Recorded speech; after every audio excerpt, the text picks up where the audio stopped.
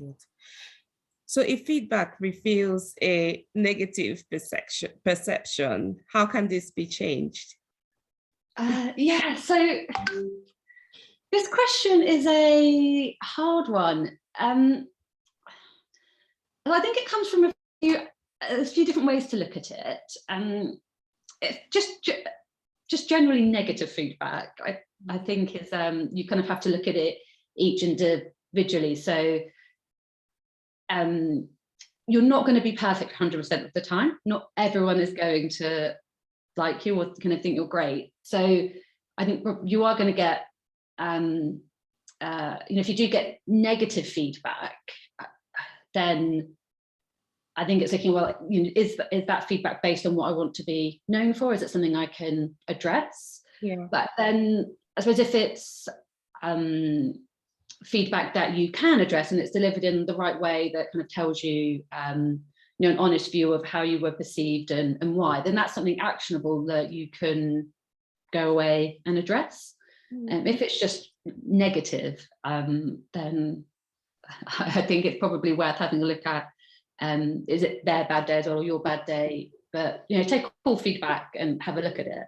But you probably need to filter through who it's coming from and the context of it, and then you can look at if and what action you take off the back of it.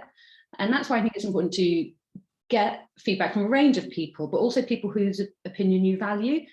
For example, if you're sitting in a test meeting and there's a big technical problem, for example, and you get a feedback from somebody who doesn't understand that technical issue saying you're bad at your job, that's not an accurate reflection. So they're not necessarily a valuable person for you to be getting feedback on how well you're doing, because they don't understand the job role in the context. Whereas someone from a manager or from an engineer who kind of understood the problem, that'd be a good person to go and get feedback from about how you handled the test issue, because they get your options. So I think it's always just worth putting the context around the feedback.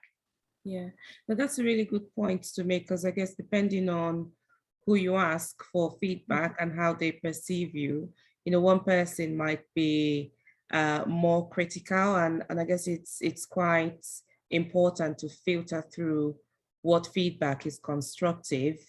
Yeah, and there's a skill in asking for feedback, because if we use that same example, I suppose, where you running a test issue and you came up with a test and you came up with a test issue, you wouldn't go to that person who wasn't technical to say, how well did I approach the technicality of addressing that test issue and looking at options and how I adjusted my test plan. You would go to the engineer for that, not the person that wasn't technical. But if your kind of thing that you wanted to develop was around acting confident and organizing your presentation skills or simplifying technical information, then that person who wasn't technical would be a really good person to go to and say, how confidently did I present it, or how well did I break down the issue for you?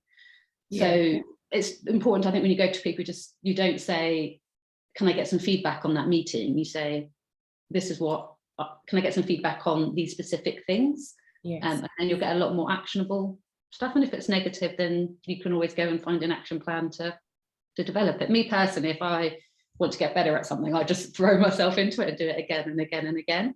But that's not necessarily the right thing. It's kind of different people approach it kind of differently. But yeah, no, that's good.